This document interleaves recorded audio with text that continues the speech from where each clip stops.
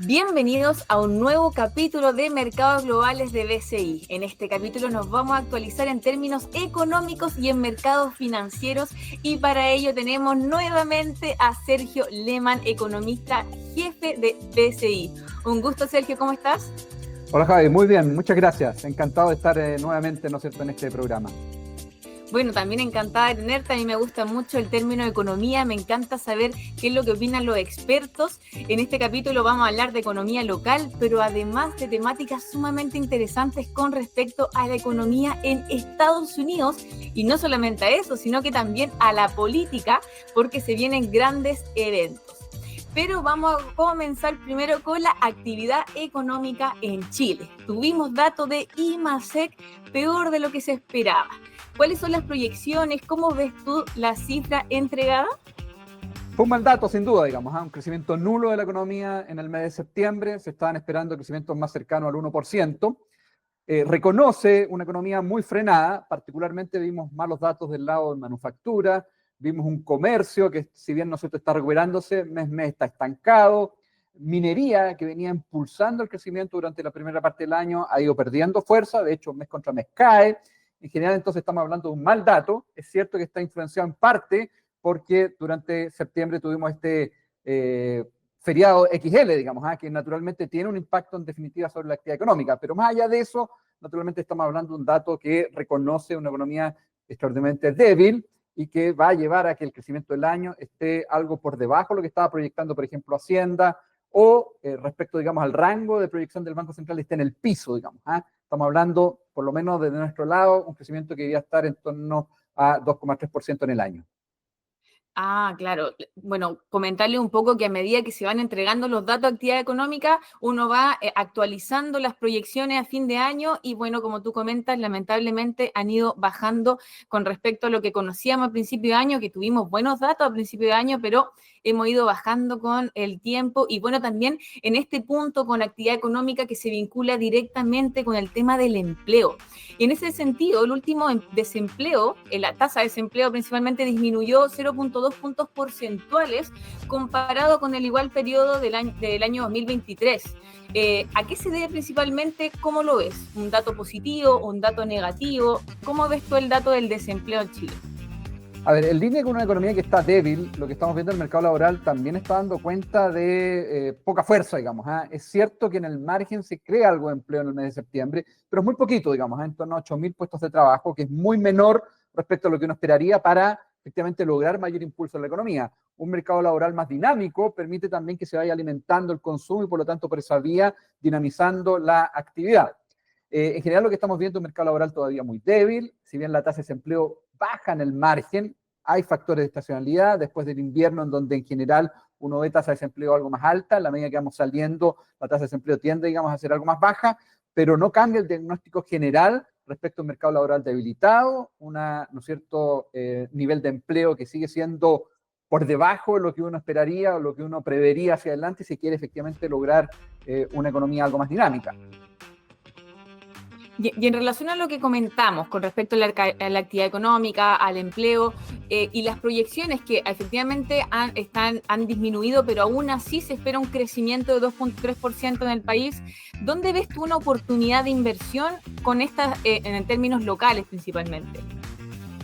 A ver, yo creo que hay que entender que sectorialmente la economía va a seguir mostrando mayor debilidad, digamos, pero uno sí debería ver hacia adelante, particularmente durante 2025, un comercio que está tomando, digamos, algo de mayor fuerza. ¿Por qué es eso? Porque el Banco Central seguramente va a seguir bajando su tasa de política, va a seguir, ¿no es cierto?, con este proceso de normalización monetaria. La próxima reunión del Banco Central es en diciembre. Eso debería marcar un nuevo rebaja y también continuar con ese proceso durante 2025. Por lo tanto, uno debería esperar que las tasas de interés tiendan a ir bajando y por lo tanto la renta fija debería recuperar parte, ¿no es cierto?, del deterioro que mostró durante las últimas semanas, precisamente porque las tasas fueron subiendo, recogiendo parte de lo que es un escenario internacional algo más complejo, algo más difícil. Claro, bueno, tenemos que entender que cuando el Banco Central disminuye la tasa de política monetaria, tiene un foco de reactivar la economía y probablemente ya no se va a dar directamente el 2024, como comenta Sergio, probablemente hacia el 2025, y en ese caso, si buscan, por ejemplo, invertir en mediano y largo plazo, puede haber una tremenda oportunidad. Y bueno, si ya están buscando invertir, pueden ingresar a www.bci.cl o a la app BCI. Y eso en términos locales, porque esta semana se vienen tremendos eventos y acontecimientos en la economía más grande del mundo, que es en Estados Unidos. Y dentro de ello me gustaría preguntarte cuál es tu opinión con respecto al término político de las elecciones presidenciales que se llevan a cabo el 5 de noviembre. A ver, como bien se ha, ¿no es cierto?, tratado y visto, va a ser una llegada muy ajustada, digamos, a tanto Trump como Harris, en caso de ganar cualquiera de ellos, va a ser por muy poca diferencia. Y por cierto, digamos, el foco de los mercados está en estos 7 estados que son los estados bisagra, digamos, que al final definen Claro. la elección en Estados Unidos. En ambos casos hay propuestas que son un poquito disruptivas desde el punto de vista fiscal, digamos. En el caso de Trump, con, ¿no es cierto?, bajas importantes en impuestos corporativos, digamos, y por el lado de Harris con mayor gasto público, con, ¿no es cierto?, todo también la presión que eso genera en las cuentas fiscales. Por lo tanto, lo que uno ve es que en ambos casos habría, ¿no es cierto?, una situación fiscal menos ordenada, mayor déficit fiscal, y parte de lo que vimos en los últimos días, en donde las tasas internacionales tuvieron, ¿no es cierto?, alzas relevantes, tiene que ver justamente con este juicio respecto a qué podría ocurrir con, ¿no es cierto?, la situación fiscal hacia adelante. Pero creo yo que más allá, ¿no es cierto?, del resultado presidencial, que ya sabemos que va a ser muy ajustado, el foco debería estar, ¿no es cierto?, en cómo se va a ver la elección en el Congreso, donde se renueva una parte del Senado y también, ¿no es cierto?, tenemos elecciones en la Cámara de Representantes. Y lo que el mercado está apostando, o lo que los analistas más bien ven en esa dimensión, es que el Senado quede en manos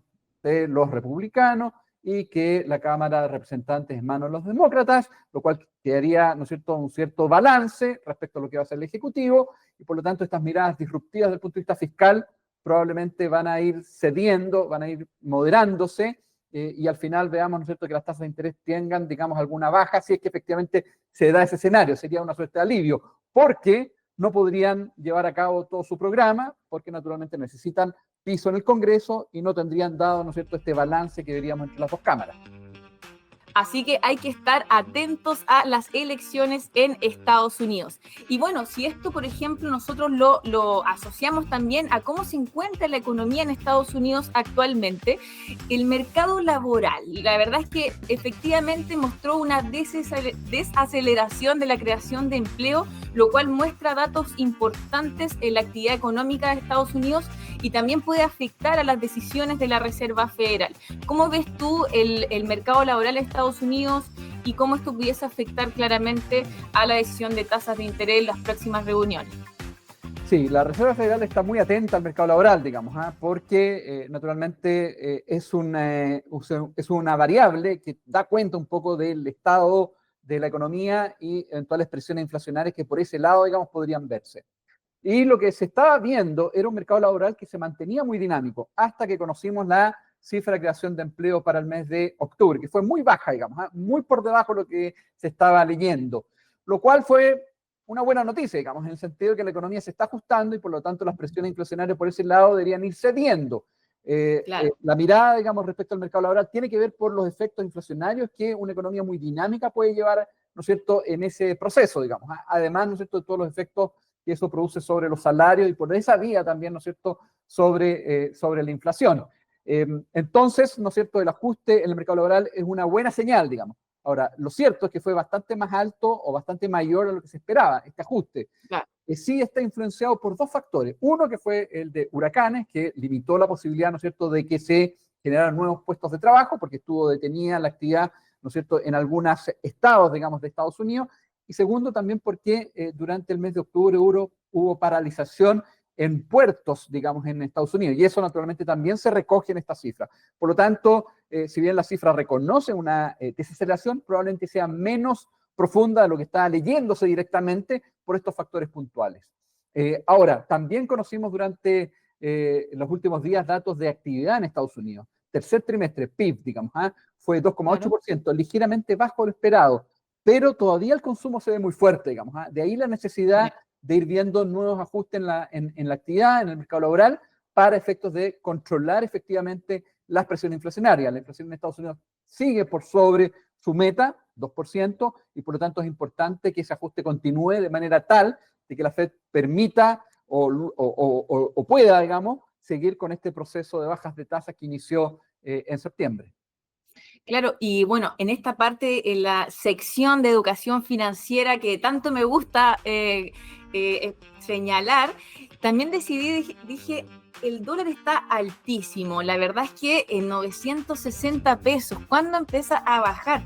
¿Qué es lo que está pasando? Está muy fortalecido frente al peso y, bueno, tiene relación un poco con la economía en Estados Unidos, con las elecciones presidenciales. ¿Cuáles son los factores principales que están moviendo el dólar el día de hoy? Son dos factores, digamos, ambos de carácter más externo. El primero tiene que ver con la actividad en Estados Unidos, ya lo comentaba, digamos, las cifras de actividad, conocimos el PIB del tercer trimestre, estuvo por sobre tal vez lo que uno esperaría en una economía que se está ajustando, sobre todo del lado, ¿no es cierto?, del consumo, y eso ha llevado a que las tasas de interés en Estados Unidos han ido subiendo. ¿Por qué? Porque con una economía muy dinámica es necesario tasas de interés más altas de manera tal de ir logrando que se vaya ajustando, que se vaya moderando el crecimiento de forma tal de que la inflación vaya reduciéndose. Por lo tanto, en la medida que han habido datos positivos, datos más allá de lo previsto, naturalmente las tasas de interés tienden a subir y eso influye en el dólar. ¿Por qué? Porque uno de los determinantes del precio del dólar tiene que ver con los diferenciales de tasas entre, por ejemplo, nuestro país y Estados Unidos. Si las tasas de interés en Estados Unidos son más altas que en el nuestro, hay un flujo de dólares que van justamente a Estados Unidos para aprovechar de invertir en esas tasas de interés más altas, digamos, depósitos, por ejemplo, que rinden más relativo, ¿no es cierto?, a lo que uno ve en otros países. Por lo tanto, claro, tiende, digamos, a apreciar el dólar. Por lo tanto, los números positivos de actividad económica que llevan a tasas de interés más altas tienden, ¿no es cierto?, a elevar el precio del dólar, a elevar el tipo de cambio. El segundo factor tiene que ver con el factor político, digamos, y en esta línea, cuando hay incertidumbre, cuando hay dudas, cuando hay, ¿no es cierto?, volatilidad en los mercados, los inversionistas tienden, ¿no es cierto?, a tomar refugio en aquellos activos más seguros. ¿Y cuáles son los activos más seguros que uno reconoce a nivel global? Los bonos del Tesoro de Estados Unidos, a veces también metales, ¿no es cierto? El oro ha tenido un incremento importante durante el año, justamente reconociendo esta mayor incertidumbre. Por lo tanto, este segundo factor también lleva a apreciar el dólar a nivel internacional y es lo que hemos visto durante los últimos días, donde se ha ido remarcando las dudas justamente respecto a las elecciones en Estados Unidos. Ahora, si tenemos, en definitiva, digamos, un balance entre el Ejecutivo, quien es electo presidente, y el Congreso, con una cierta dominación, por un lado, de un partido en el Senado y del otro en la Cámara de Representantes, eso va a generar menor presión, menor incertidumbre, y por lo tanto uno debería ver en ese caso una vuelta en el dólar a nivel internacional. Buenísima la explicación, así que atentos, sobre todo aquellos que quieren invertir en fondos más bien internacionales, atentos a los movimientos del dólar, a las elecciones en Estados Unidos y a todas las variables que mueven el billete verde. Así que bueno, Sergio, muchísimas gracias, clarísima la información. Nuevamente, un gusto tenerte en este capítulo. Encantado por mi lado, muchas gracias, que estén muy bien. Igual tú. Hoy con BCI puedes invertir solo desde tu celular y suena así, porque con Inversiones BCI Digital hoy no necesitas ser cliente de banco para contar con todo el respaldo y la asesoría del BCI. Actívate de forma 100% online y descarga la app en tu celular para comenzar a invertir hoy mismo, porque hoy invertir con BCI suena bien. Conoce más detalles en www.bci.cl/inversiones.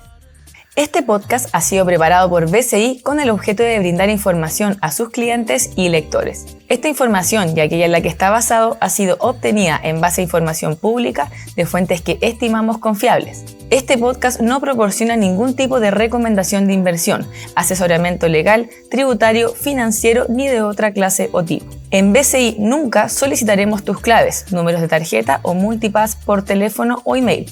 Solo descarga apps BCI desarrolladas por Banco Crédito e Inversiones.